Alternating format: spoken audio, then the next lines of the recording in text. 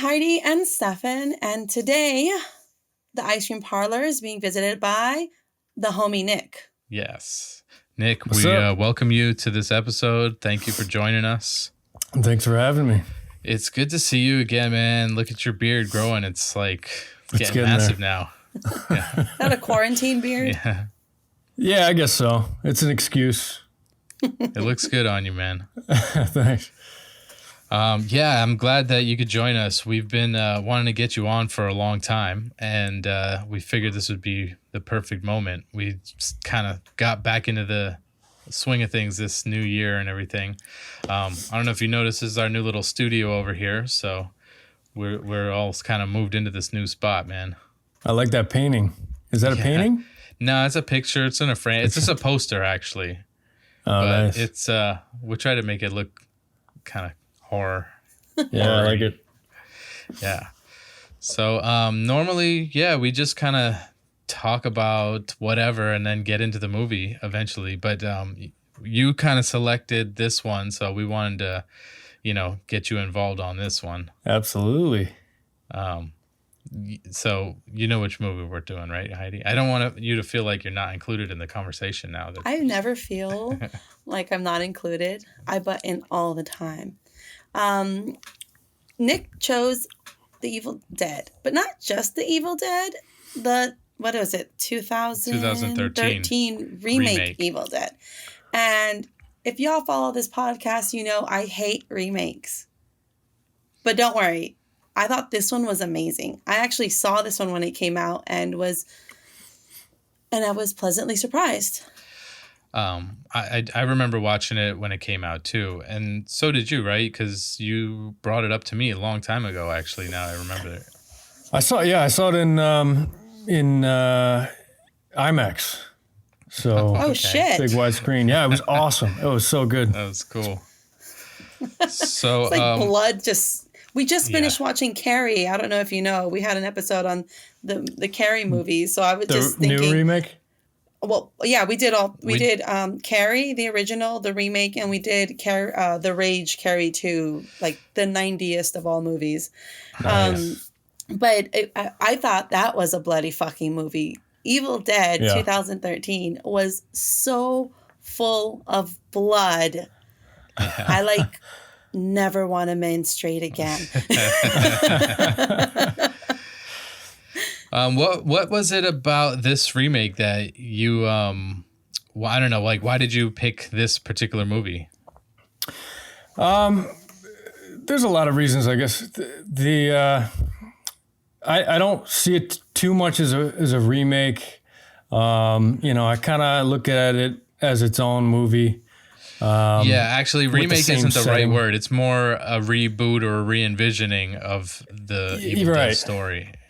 Right, exactly. I think somewhere I heard that it was supposed to have taken place, years later after the original movie, I guess. Well, some of the things that tie it to the original is that, maybe Ash burned it, but in this movie we saw that it didn't, so maybe he just thought it was burned and everything was stayed behind at the cabin, and then however many years later, since 81 original until 2013, 81. That's where the cabin was, what the cabin was at that time. The property exchanged hands because this was the family cabin. So the cabin would have exchanged hands to different families. People would have forgotten all the things that happened. And if you watched Ash versus the Evil Dead, people really take on what happened to all those kids on Ash's watch, so to speak. So they kind of don't like him in the community. Okay. So maybe this is after all of that has passed. Sure. That said, to Nick's point, this movie, if you took away the memories of the original, it would have been its own movie. It would have stood on its own merit. And it is a pretty decent plot.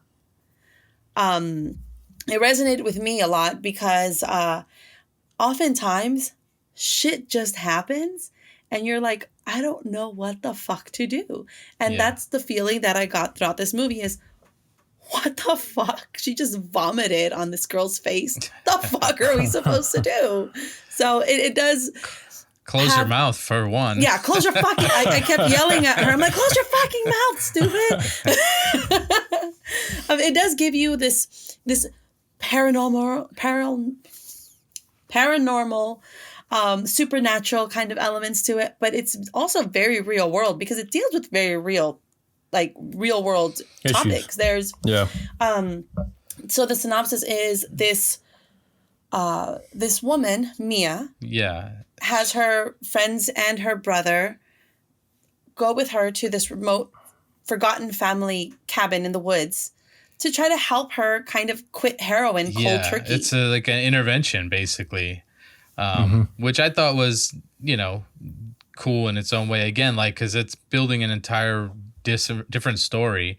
I did notice that this one starts off with, other than the intervention going on, it's sort of like happy, or not necessarily happy, but like it's an uplifting kind of like for the characters. Like they don't know that anything's creepy or anything weird is going on.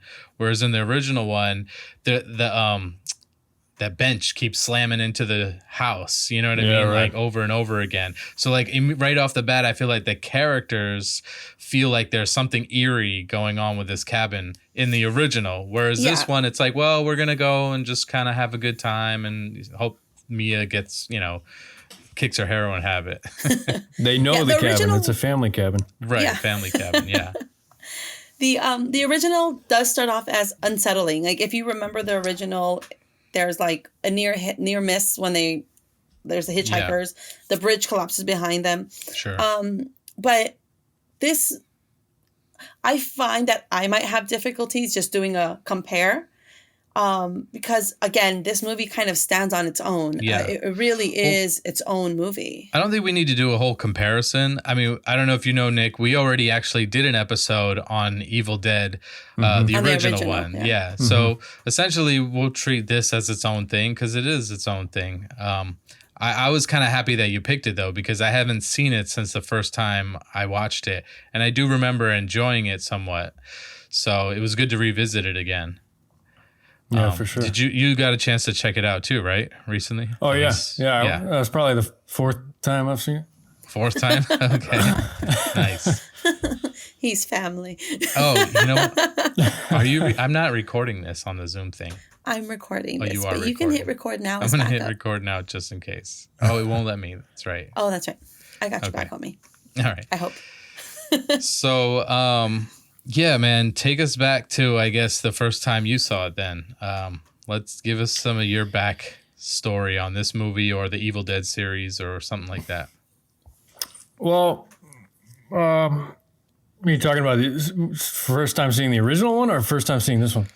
No, this one, the remake. This one, I guess, yeah. Yeah, I mean, well, I saw it in IMAX and that was pretty awesome, especially the chainsaw scene and right. and all that, in IMAX, really loud, with a ton of blood. I mean, it just, it made me happy. So I think, it was a memorable movie for me, watching it that way, especially. So there were a lot of scenes that I like, because I love that, it's not a jump scare movie. It's not a movie that, it knows exactly what it's doing. It's not trying to scare you. It's just trying to, drive you into this world with this, paranormal entity or whatever it is, possessing this girl that, you can connect with. And, I'm not even too big into paranormal entity movies. Like, it's not really my genre in the horror section. But this one, like in the original too, it's just like the demons are so like freaky and like, you kind of, I don't know, it gets you, So I enjoy that part of it. That's the thing. There's paranormal and then there's like the whole demon thing, the demonic stuff, and that stuff it's pretty heavy. So the movie does start off with I don't know, kind of a promise of something good's going to happen. She's going to kick her heroin habit. She does this promise and she throws her heroin down the well, and it's Mia, her brother David, his girlfriend Natalie, and then their collective friend Olivia, who's a registered nurse, and their other friend Eric, who is, I guess, a high school teacher.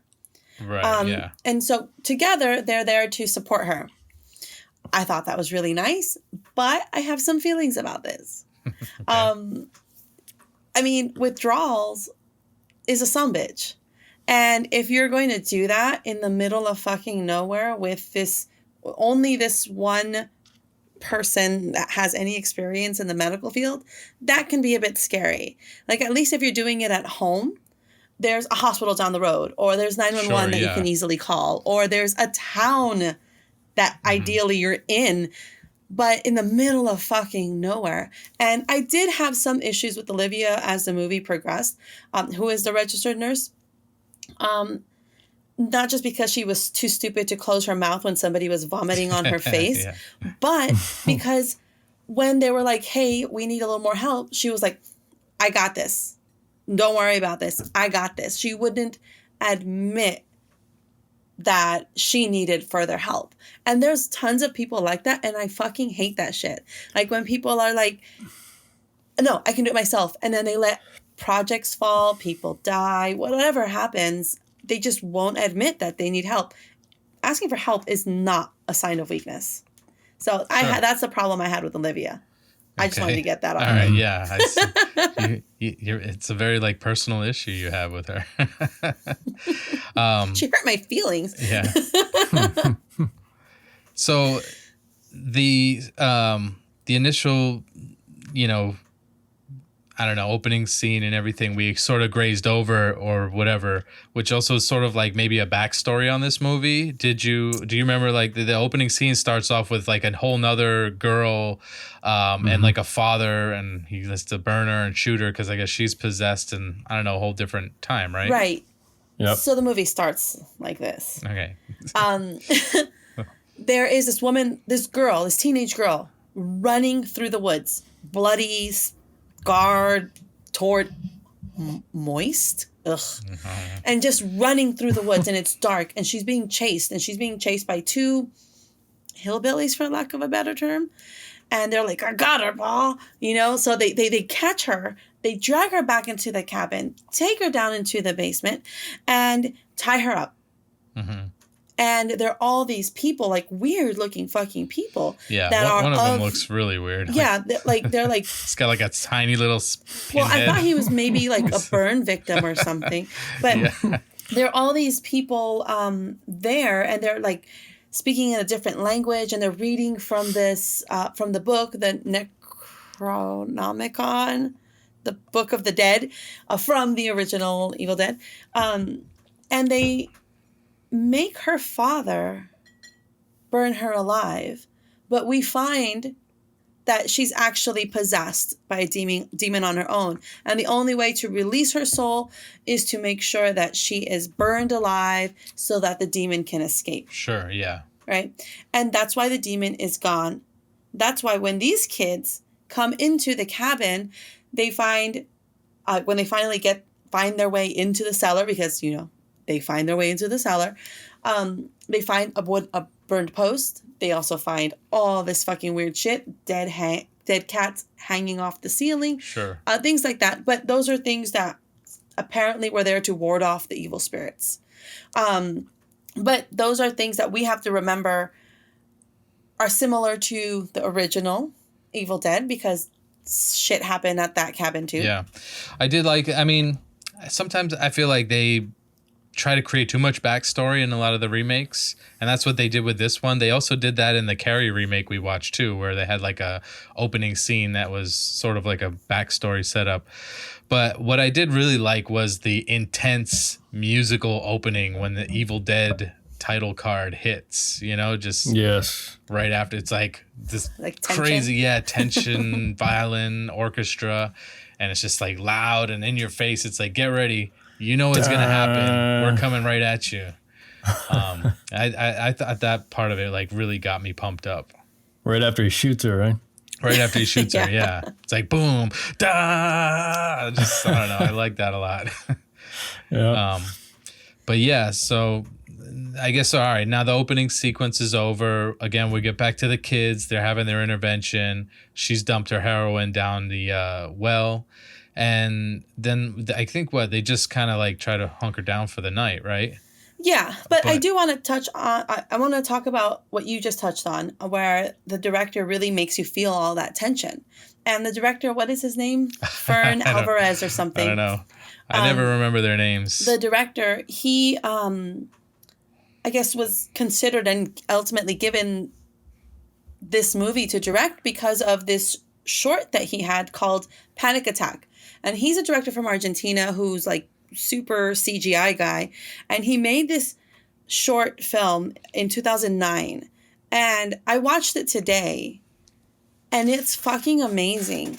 It's like this town that gets invaded by aliens. It's like a 5-minute movie. It's like town gets invaded by aliens. There's these robots, like Godzilla-sized robots going through town, and it's super CGI. It's super action, super everything, but it's also super emotional because there's this little chubby little kid in the beginning of the movie, and you connect with him like that.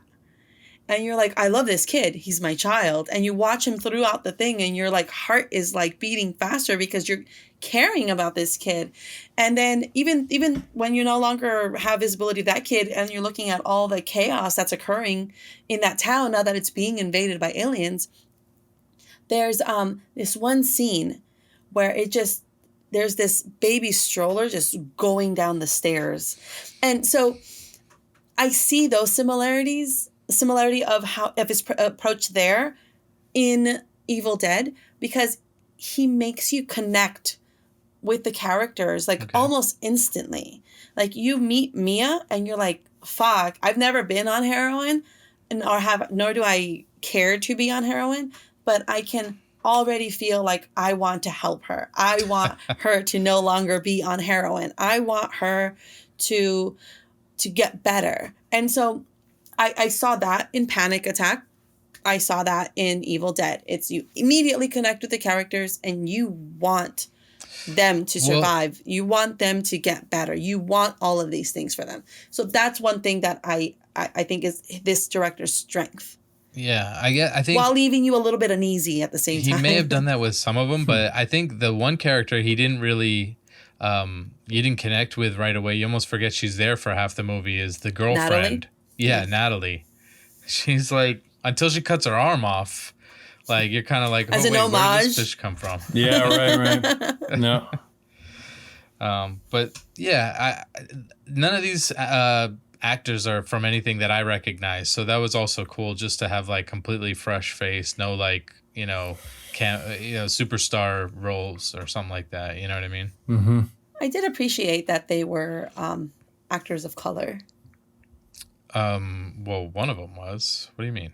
2 of them were, plus the director and most of the crew. Wait, Olivia. Which was the other one? Shiloh was David. Oh. I don't remember Shiloh's Oh, last you name. mean because he has like a... He's brown. Oh. I appreciated the brownness in the movie is what I'm saying. Thanks for making me have to spell it out. I did appreciate that. I thought they did a great job acting too, especially Mia. Yeah. Yeah. She really carried it. Definitely. Yeah. Yeah, totally. I think it was like her first starring or big picture or whatever. Probably. Like one of her first jobs for sure. Yeah. But she sold it. She was like those eyes, like the reference to the eyes was in the original, but it's also in this one. But she like sold it. Like even though we know they're contacts, you can see like the evil in her soul through her acting. Like she did really good job. Yeah, she had to go through a whole range of emotions too. You know, she's got the all within minutes, like within the same scene. Yeah, and it was all while withdrawing. Withdrawing from heroin. So here's what happens. She's withdrawing, but she's also the only person that seems to smell that there's this putrid stench in the cabin. Oh, right. That's what brings them down. And there's below. And the dog also feels it. Dog is called Grandpa. The dog alerts them to there's like a door on the floor to the cellar. And that's when they go into the cellar and they find the Necronomicon and dead cats hung off the ceiling. But then they also find, what else did they find? Oh, that burning post. That post that had... The post that was burned. Right, yeah. Yeah. So the teacher guy, Eric, the hippiest of all hippies in this movie, starts reading from it. And while Mia is outside pacing from the withdrawals, she suddenly gets like shocked with this feeling of evil. And she runs back inside the house and she's terrified because she can feel another presence there. Meanwhile, everybody's disregarding what she's saying because they think she's just packed out. I like that they kind of tied those two things together because they're thinking that her, actions are because of the withdrawals and because she's, an addict. And so they're not really putting two and two together yet. They're not realizing that this is some evil entity that's after them. Right. Because it's typical that anybody who's, an addict or going through some sort of heroin withdrawals will sort of have a lot of outlandish reactions and just, you can't trust them. They're crazy and shit. So I thought that was kind of cool how they weaved it together with the drug habit thing. Yeah, I haven't been around people going through those symptoms or going through withdrawals or trying to kick a habit. But it seems like something so terrifying to do. Like there's history of drug abuse in my family, and I've seen people definitely under the influence and people I wish had never touched the shit. But as devastating as the withdrawals seem and all the effects that you see happen with other people, it's still unfathomable to me that people still do it. Yeah. Well, I don't think drugs are going anywhere. I'm not saying this is not your PSA. This is just that's my experience of why I'm more, I'll have Jack and Coke or I'll have a bottle of one, but I'm not going to touch like heroin or something. I have a hard time taking Motrin. So Jack and Coke sounds really good right now. What? What'd you say? Jack and Coke sounds really good right now. Oh, I'm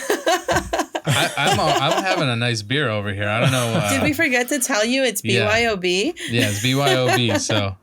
Well, I drank it all already. Oh, he was like, you said 7 o'clock, and then I got done with it. I actually have a little Dewar's left. Oh, you do? Yeah. I drank some of that when I was doing the podcast with Phil and Scott. Had a couple of shots. Okay, to be clear, the reason why there is any left is because he opened the bottle, and then I'm like, there's literally just one shot left, and I haven't had any. No. That's my shot. That's my shot. Don't drink it. No, there's more than one shot left. I don't know what you're talking about. Mm-hmm. But yeah, we definitely like to have a little fun on this podcast. Get loosey-goosey. Well, at least I do. All right, wait, let me grab the bottle. Hold on. There we go. He's family, folks. There we go. All right. Cheers. Snap. There we go. Let's do it. Now it makes me want to go get the bottle. I should go get the Dewar's. Are you going to do this is literally just cola. All right. No, let's do it. How about will you take a shot? Will Heidi take a shot with us? That is the question. Let's see. She's not saying yes, but she's. Well, then you better run because I don't know how much charge my headphones have. We didn't exactly prepare. That's okay. It's better that way. When are you guys gonna come visit us? We moved. Oh yeah, how's the house? A lot of work, but so amazing. I am loving it. Nice. So you guys are settled in and everything. I see you got the sound room all set up. You got the walls set up. Yeah. Oh, this room is definitely still a work in progress, but I think we've got like... Sorry. Here we go. He's like crawling on the floor. I can see him in the reflection. We got a lot of wires over here. All right. We're back. Gimme. We got the doers. Okay. All right. Let's we'll do a little toasty toast. We should have opened up with this. It's a good idea though. Yeah. So speaking of addiction. Scotch. All right. Thank you. I think we're ready to go here. All right, so nice little toast. Damn, the microphone's falling now. Everybody's got to do a little clink. Okay. Clink. All right. Cheers it up.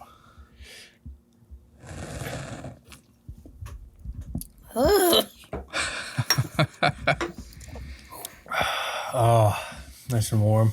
Yeah. I'm feeling good. So. I haven't really been drinking since the beginning of quarantine. I can't say the same, unfortunately. It's like I'm getting cleansed on the inside. Oh, hey, hold on. Let's so Nick, the last episode we did was on the orphan. And I don't know, we got into a conversation. We haven't released this episode yet, so it's coming out, but basically we were talking about orphans and things like that. Have you seen the movie The Orphan? The girl, she's in an orphanage and she's something else. She's evil or something. She's like she's an adult, but maybe. She's like an adult, right? 9 years old. Yeah. So we were talking about a part of it where we were like, she would have been found out if she had to go to a doctor's appointment. Because she had these like scars and she was covering them in the movie. And I was like, well, wouldn't somebody have made it mandatory for her to have to go to the doctors? And basically what we're trying to ask you is, when you were a kid in elementary school, did somebody grab your nuts? He's like, whoa, wait, what? Yes, I have very bad memories of visiting my pediatrician. I brought up a thing where I was like, yeah, well, at school, they did the physical where they make you grab your nuts. And she's like, what are you talking about? And I was like, yeah, they don't do that, do they? I should have said no. What are you talking about? That happened to you? Yeah, it did. See, Stefan? In my school, they took everybody one by one and they did a little like physical with like some like doctor that they brought into school. And this was in Massachusetts, so I was just wondering if that ever happened to you. I don't think it ever happened in school, but at the pediatrician, yeah. Right, at the pediatrician. Yeah. But they never did like a bring the pediatrician to school day. Unless I blocked it out of my memory, but no, that sounds a little weird. See? It's weird, right? Well, my school, they were progressive, I guess.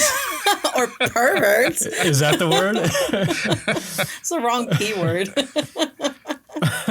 Anyways, I don't know. I just was trying to get your take on it because I thought maybe it might have happened to you in Massachusetts. This is not the medium to talk about this. If you want, we can have a discussion over some coffee. All right. Anyways, well, let's get back to the Evil Dead then. What were we even saying? Let's see. Balls, alcoholism. Okay.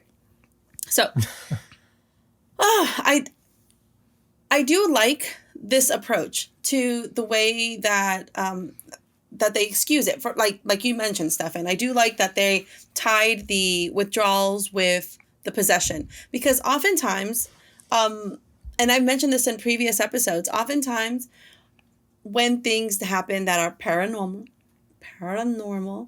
I say, well, that's easily can be this, a mental health issue. That like The Exorcist, I attributed all of Reagan's reactions to being sexually abused by that guy that was her mom's boyfriend. Things like that. So in this case, what they're really telling me is, Heidi, shut up. It's actually a demon, right? Right. And in this case, they're saying, no, it's not health, not mental health, not any of that. It's the fucking demon. And so I appreciated that because it allowed me to turn off, okay, take all rationality out of the way, and this is what it actually is. I do love this approach. I do also appreciate the tree rape scene. You appreciate that in this one better than the original, because the original one, it was so crude. It was like stabbing, and in this one it was more like slithering, and it just felt less abrasive. I don't know. Well, it was slimy. Yeah, it was more slimy, and versus the first one, it's oh, let me just tie you up with vines, and there's literally this tree limb that stabs down into the ground. And I'm like, yeah, that's true. It was a little brutal and crude, I guess, in the first one. Although in this one, the penetration was actually from like something that came out of a ghost. Yeah, or like some the other demon ghost. like puked out some sort of like slimy worm-like thing.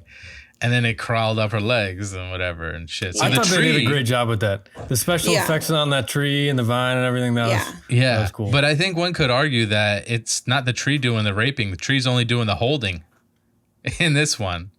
Because the raping is happening by the worm and the demon. I'm so complicit. Right, I get it. But the tree's not They're both actually... going to trial is what I'm saying. Sure. But the tree's getting off with a little bit of a lighter sentence, I think. He's just doing the holding in this one. Yeah, well, I don't want to be part of your defense team. We did not have this conversation. That's true, though. In the original, it was part of the tree, wasn't it? Mm-hmm. Yeah, definitely. And what I do appreciate in this movie is that they kept all of the special effects as practical effects, except for the CGI blood rain at the end. Well, I think there was a little there was a little CGI here and there. During a time where we got the Scorpion King CGI, The Rock, versus what they did here. I definitely appreciate the practical effects versus the CGI of the time. No, I agree with you there.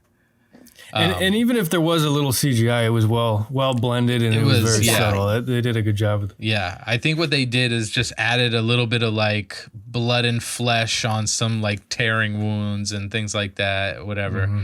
But for the most part, it did seem like it was just real enhancing the scene as opposed to being the scene. Yeah, and there's a very, very big difference and a very, very different outcome and experience for a viewer. Can I make a reference real quick to another movie? Yeah, absolutely. It just reminded me of some special effects. The older movies, had to use, legitimate effects to get their their horror effect in, and they didn't have CGI, so a lot of times it didn't look real, but. In the case of, and there's one that stands out really well, and it was Poltergeist. There's a scene where the guy is he goes in the bathroom. First he sees some like meat, get up and move across the counter. Oh right. And he walks in. You remember that? He walks into the bathroom and he's looking in the mirror, and all of a sudden he starts tearing apart his face, and his skin is coming off, his flesh is coming off, and none of it's CGI. It's all they modeled his face and everything with all this gross fleshy stuff. But I remember being horrified when I first saw that because it looks so real. You know what I mean? Yeah. And there's definitely something to be said for doing that well without CGI.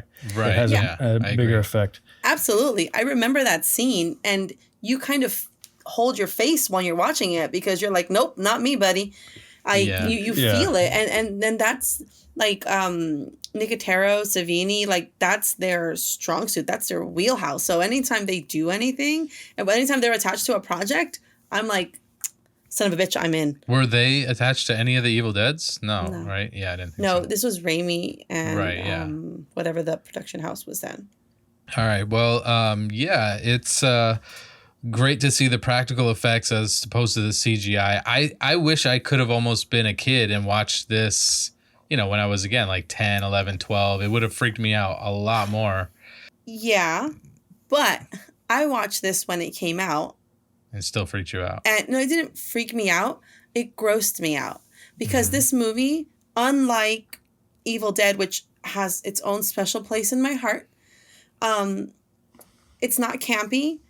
And I love camp. It's not campy. And it's not silly in any way. It is dark. It is rude. It is crass. It is disgusting. And it is violent. And I dig the fuck out of it. It is a good fucking movie. Yeah. And I appreciated that, even though I have all of this love for the original, being able to see that supernatural being in this kind of setting, in a dark place, was a fucking thrill. And I went to go see it. I remember I went to go see it. I'm like, oh shit, the kids are at school. I can disappear into a movie before I go pick them up from school. And I did that. And I was like, this movie was the shit. And again, that ending scene is amazing. It is gushing blood everywhere. It is disgusting. It is awesome. Mm-hmm. Yeah. Well, let's see. So the characters so far in the movie haven't actually gotten any real taste of the horrors to come yet, because we just had Mia being, raped by the entity or whatever, and now she's possessed. She comes back to the cabin or whatever, and this is when they first, doesn't she like take a boiling hot shower or something like that? Right. So she goes inside the house. They try to calm her down, and then the brother, David, is looking for the dog, finds that the dog's been bludgeoned to death by a hammer. The only person that had been outside was Mia. So he went to go confront her and finds her in the shower with only the hot water on, and she's like boiling her skin off as she's taking a lava shower. And it looked really good. Her skin's all starting to bubble and everything in her face and all that. Like, I love me a lava shower. I only turn on the hot water when I take a shower. This was a little much. Right. I like my skin to stay on me, please. But I think everybody at this point is also still attributing this as to her heroin addiction. In fact, Olivia sedates her. Yeah. Right. What do you think she sedated her with? No idea. Who do you think pays the light bill at this fucking place? I figured it would have been a generator. Because he found gasoline later on. David finds gasoline, and generally you have that on hand for a generator, don't you? I guess so, but we never hear a generator running. They don't have to crank it up when they get there. We also don't see that they use the bathroom, but we know that they do. We also don't see that they ate anything, but we know that they must have. Maybe, yeah. We also don't see that they parked the car, but the cars are there, So just because we don't see it doesn't mean... there's a way around it. Okay, cool. But yeah, you're right. It would have been hella loud. Right, without a generator. So you wouldn't have heard the dog being bludgeoned. You wouldn't have heard anybody screaming over the generator when she's being raped by a tree in the middle of nowhere. So those would have been the masking sounds. Really. Okay, sure. In the meantime, this guy, Eric, keeps reading from the book, and more shit starts to unravel. And so... Yeah, even though it says don't read, he decides to still read. It's the book that Ash had, right?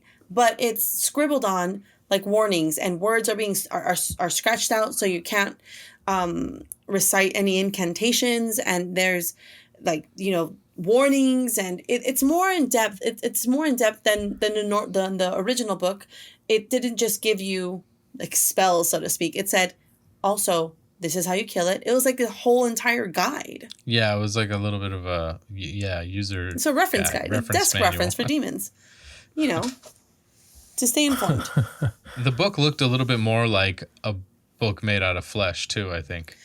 Right. So it's supposed to be written in blood and bound by human skin. Yeah, but the first one had like a face on it in the original. Yeah, it also had an ear in the back of it. That's what I mean. But it was also 1981. Yeah. I guess I get where they were going there too, But yeah, this guy Eric, he's just like reading even though it says not to, and he's all like interested in it. Well, so we find out that in order for them to release this demon by the name of whatever, because you have the Zoom call, I don't want to switch over to my notes, so I'm just doing it off of memory. In order for the demon to be released, 5 people have to die. And coincidentally, there are 5 people five there. Of them there, right. 5 people had to die. And in order to be released of the spirit, you can either chop it into pieces, bury it alive, or set it on fire. Those are the 3 ways to be able to rid yourself of this demon. That's how much we know so far. We also know the book cannot get burned. Right. And which is he, at this point, hasn't told anybody about it. He's still reading about it. Mm-hmm. And it's not until after the shower scene that Olivia gets vomited on that he even bothers to say, I think everything that happens has to do with all the witchcraft bullshit that was going down in the basement. Sure. So, lesson here, if you fuck up, say something. If you read something from a book you're not supposed to, how about you let a brother know? Right. There was something I was going to say and I just lost the thought. Oh, well, it'll come back to me. Yeah, maybe about that. Oh, before the vomiting, they had that little scene where she's like, "You're all gonna die tonight," or something like that. And that, I think that's where they first realize that there's some sort of spirit or being or something else, because she's talking in this crazy tone. Well, I think that's where they reference the eyes, isn't it? Right. Yeah, the eyes are different. The yellow eyes. Yeah. Also called jaundice. It's because she's not getting enough water. Oh, we're getting to the point where what's his name's gonna kill that girl soon.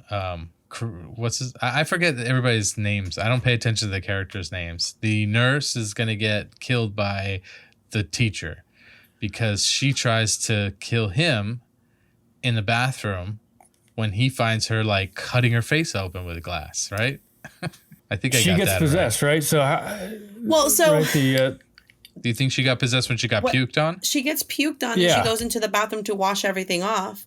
And that's when something clicks. And I think that's when it transfers, because it does transfer from being to being. Mm-hmm. Yeah. And she's cutting her face off a la Hannibal Lecter's request. And it's just cutting her face open.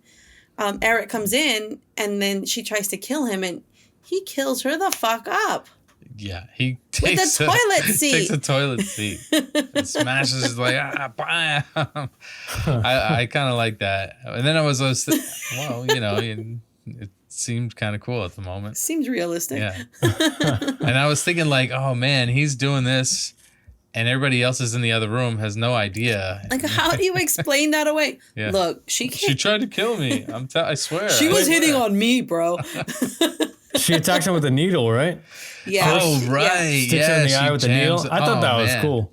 Yeah, he has to pull it out from under his eye. Oh. Yeah, right. Yeah, that was fuck. You see him like actually pulling it out and everything, and the amount of pain in this movie and the amount amount of pain that Eric has to deal with throughout this movie is insane. Yeah, I think it was pretty like, I don't know, like I felt it. There was parts of the movie where I was like, man, yeah. Like they did a lot of blocking with their arms though. Like, no, don't hit me. No, don't. Oh yeah. You would do that. You would do that naturally as a natural reflex. No, don't shoot me with the nail gun. Right. I liked it though. I think that that added a little bit of realism to it. So, you know, now we've got our first dead character, I guess. Well, not in the movie timeline, but within the friends in the cabin. Right. So Olivia's the first to die. What do you got going on there? Oh, me? Trying to quietly charge my phone while you guys go ahead. Continue. So here's the thing with Eric. Eric gets almost all the injuries. He gets shot with nail guns. He gets stabbed repeatedly. Yeah. He gets hit over the head. He gets tossed around. Like, everything happens to Eric. Yeah, poor guy. And I wonder if it's because he's the one who read from it. Or, and I'm wondering if he's able to hold out, like, absorb all that pain because he's high as fuck, maybe. What made you think he's high? Well, maybe he's like on painkillers or something naturally, and that's why he's not as affected. Because let me tell you, how many times have you yourself stubbed your toe and been like, fuck, I can't move? You remember when you dropped the hammer on your foot and you couldn't walk and you had to call in sick Yeah. So, can you imagine having been stabbed, having been tossed around a bathroom by this possessed girl, having a needle almost in your eye? How are you still walking around? Yeah, I don't know. He sticks it out for a while. And too. you can say adrenaline, but there's so like the action in it ebbs and flows in such a way that at some point his body would have gone into rest and he would have like passed out or something. Sure. Yeah, he definitely puts up with a lot, and he's not done yet. You know, he's still fighting. So they now know that there's some fucking crazy shit going on in the house. There's definitely like nobody questions him that much. They're not like, wait, why did you kill our friend? They're basically like, oh yeah, something's happening right now. So he goes, she tried to kill me. yeah, that's how he does it. So at this point, wouldn't you like leave? Don't they try to leave though? I think they get in the car and they find out that there's like a river overflowing or something like that, right? It's you're right. Yeah. So at this point, wouldn't you find a different place to go to? Because you can leave the cabin and not have to essentially cross the river, but go down a ways, sure, maybe. Yeah. Like, because it feels like that's the place that has the evil. You know, it's not like the neighboring farm has anything going on.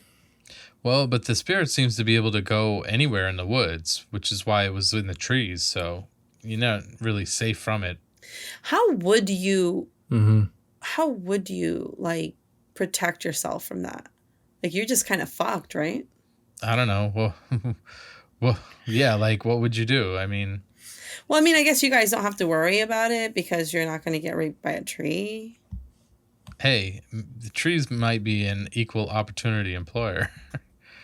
Maybe they don't care who they rape. They just want to rape. Oh. So in this case, would it be urethra or anus? I don't know. You'd have to ask the tree. Depends on the tree. Yeah, it depends on the tree. Exactly. I think that I would try to get out of there. Oh, sorry. What were you going to say? No, I was just going to say, I don't think the main kid there wanted to leave his sister either. You know, his sister was stuck there possessed, and I think he was trying to figure out a way to get her out of it, you know, get her to snap out of it. Yeah, no, for sure. He promised her that he would stay, and we find out that they have a strained relationship because he grew up and left the house, left her alone with their mentally impaired mother who not mentally impaired mother, but mother who had mental issues, which, you know, in some way or another led to her demise. And so she had to deal with taking care of her mother and then also taking care of her once she was dying. So they have a strained relationship already. When we first are introduced to them, we learn this, and we also learn that he is promised to take care of her and stay with her.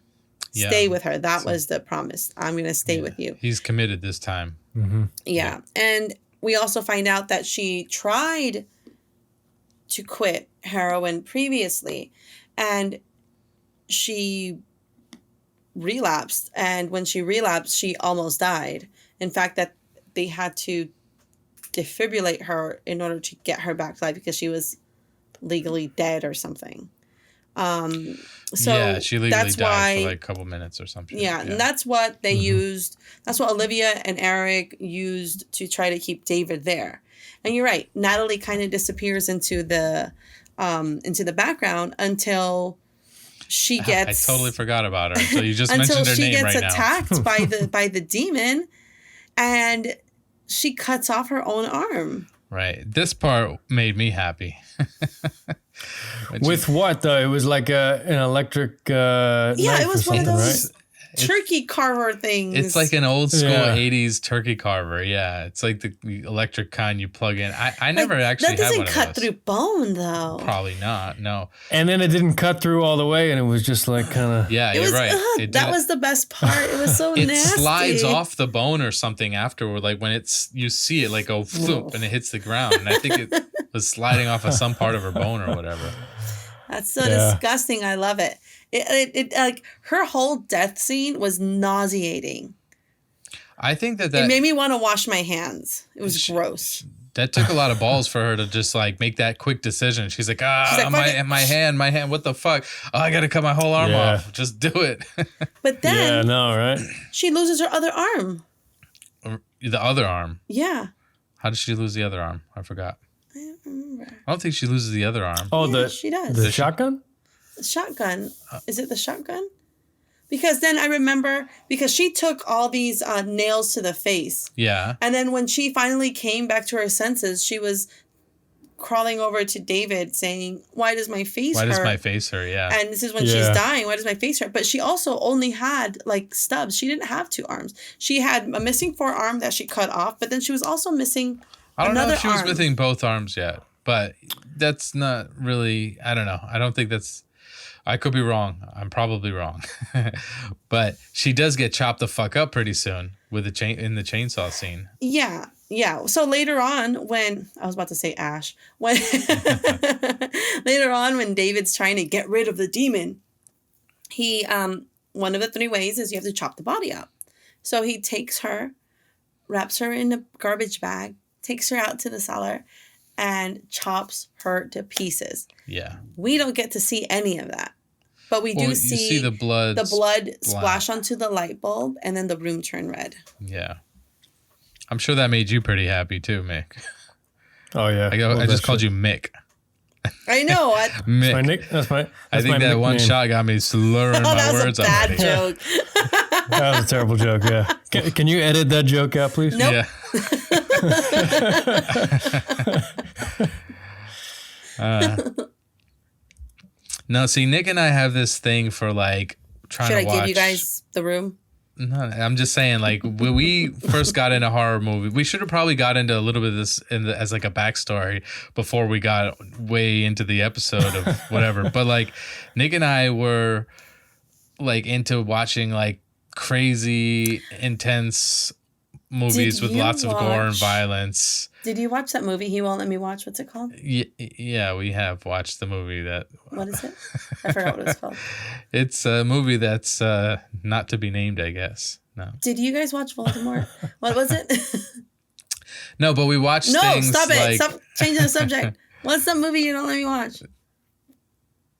We're going to have to do an episode on it then. I've been trying not to watch it ever again. I'm not gonna. It's not Shiloh. No. It's the other one. Yeah. A Serbian what was film. That one? Did you watch the Serbian film? I didn't make him watch it. Did he make you watch it? Watch it. No. Yeah, I know. I enjoyed that. We watched it. Yeah. He enjoyed that. I know. Yeah. So that's what brought us together. Yeah, so I'm gonna give you guys No, I just really, I like when they, I don't know. I like the shock value. I like the, shit that you don't see and you probably shouldn't see. And that's the shit that I like to see. I don't know. Yeah. So that's what sort of like our horror movie ventures were started on. Where we're like watching like some of the most intense, craziest movies or whatever, I guess, So anyways, I just thought that Martyrs is good. Movie. We watched Martyrs. But so cool. Nick, one of the reasons why Stefan and I started talking in the first place is because I made an Eli Roth reference. So I'm with you there. We kind of only connect on a horror level. Yeah. I'm glad that you guys have this love of horror because we could definitely use Nick on here, probably on an episode when we watch a Serbian film. I don't know if we're going to do an episode on that, but Come on, Nick, do me a solid. Well, we could I'm probably down, do but, that. See? Done. You're outvoted. Outvoted. We could do something I'm gonna like do it strictly Old from memory. Boy or something like that. I like Old Boy. Yeah. Not the remake. Is that a horror movie? Oh, I don't know. Would that be considered a horror movie? Probably like not. Drama, but I think it would be considered horror. Just kind of like giallo films are considered horror.